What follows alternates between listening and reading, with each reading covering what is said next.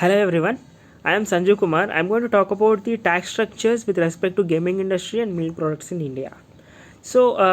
Before the implementation of GST, the tax structure for both milk products and the gaming industries varied based on the different factors, including the type of products and the location of operations.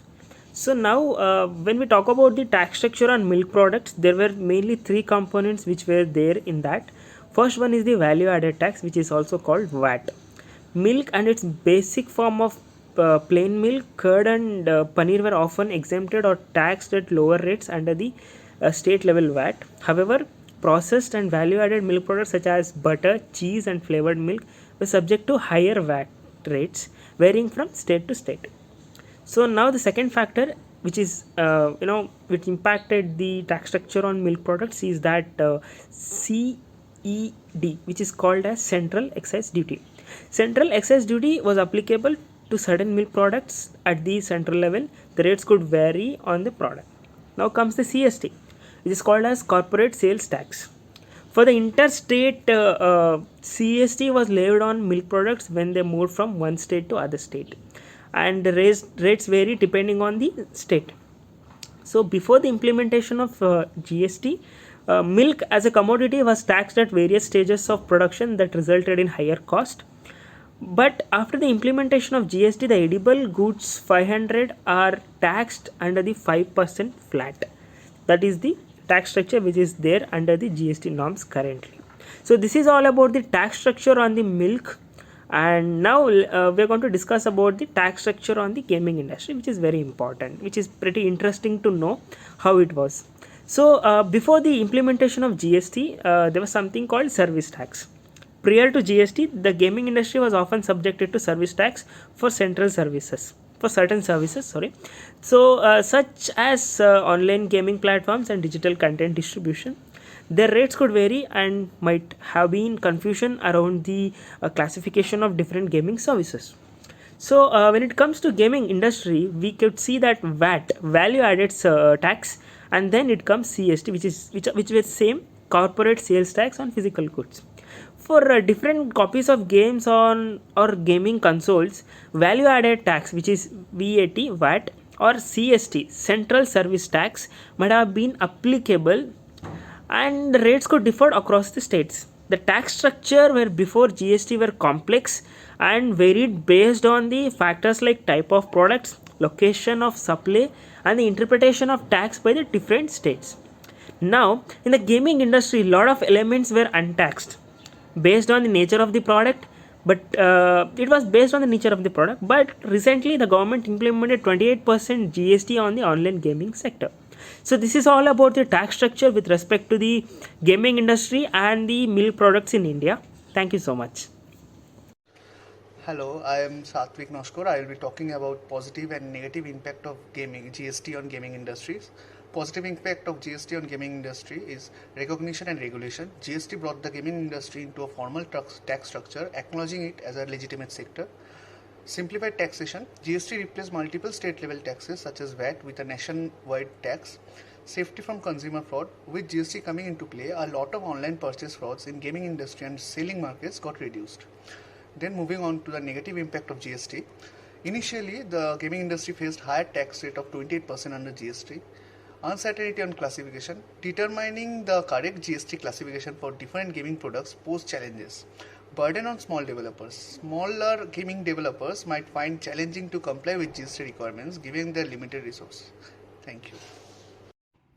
The third and final, a very important, significant move that GST implementation brought in the dairy sector was dairy sector in India in generally is a very informal sector. It doesn't have a lot of well regulated frameworks to work upon and do their business on. And in order to join the entire GST network, the GST framework that the government bought, they needed to formalize their business operations, get registered, comply with every single regulatory norms that the government imposed, and it they did have incentive to do that because GST also bought a lot of transparency and better accountability for these dairy manufacturers, sellers, dairy, the people who were in the dairy business in general. Thank you. Hello everyone, my name is Vanshika Kapuria and I'll be talking about the positive and negative impacts of GST on milk and milk products. Starting with the positive impacts. First is the unified tax structure. So earlier, before GST, there were multiple taxes, which was very complex. And after the introduction of GST, everything came under the same bracket and it made the taxation simpler. There were also issues with the interstate trade. The cost of transportation was more, and there were there were difference in prices in different states. So GST resolved that issue and made it very simple. The second would be price fluctuation. Because of multiple taxes, different products had different prices in different states and areas. So consumer faced issues with that. And after the introduction of GST, the price was consistent. The third would be dairy industry is actually an unorganized sector. There are multiple people involved. So after the introduction of GST, people registered and they also received incentives. There were input credits. Because of that, it helped their business. So yeah, GST also helped in organizing the sector. It also helped in formalizing the operations of the dairy industry. The fourth would be input tax credit, as I already mentioned. The input tax, after paying the tax, the business owners, they got an input credit, which helped them reduce their output liability.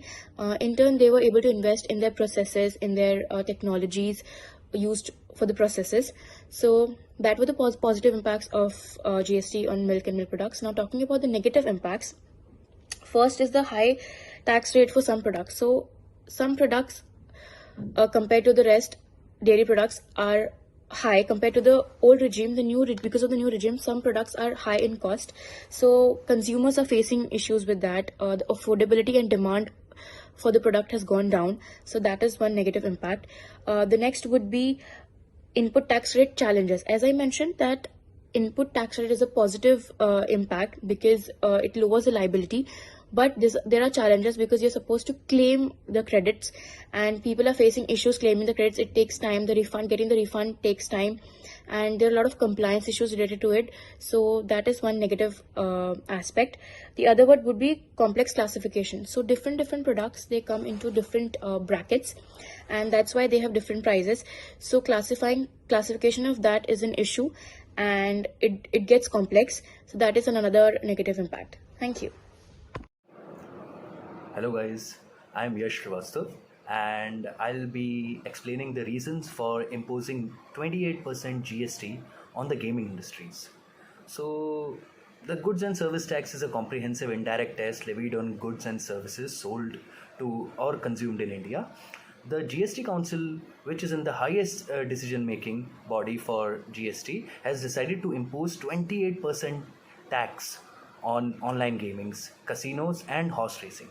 So, what are the reasons behind it? So, the first reason behind it is to raise the revenue. The government expects to raise a significant amount of revenue from GST on online gaming, according to a report by the Federation of Indian Fantasy Sports (FIFS). The online gaming industry in India is expected to generate around 10 billion in the revenue by 2025, and 28% on this revenue would generate around 2.8 billion in tax revenue for the government. So the second reason could be to regulate the industry, though the government believes in controlling the gaming industries, because the online gaming industry right now is growing at a very vast rate. So currently the industry is largely unregulated, which has led to concern about illegal gaming and illegal gambling and money laundering issues. So the GST will help to bring the industry under the government in oversight and make it more transparent. And the third reason is that to discourage excessive gambling. So the government also believes that the GST will discourage excessive gambling, online gaming, and can be addictive, and the government is concerned about the potential negative social and economic impacts of excessive gambling. The GST is seen as a way to make online gamings less affordable and discourage people from spending too much money on it. Thank you.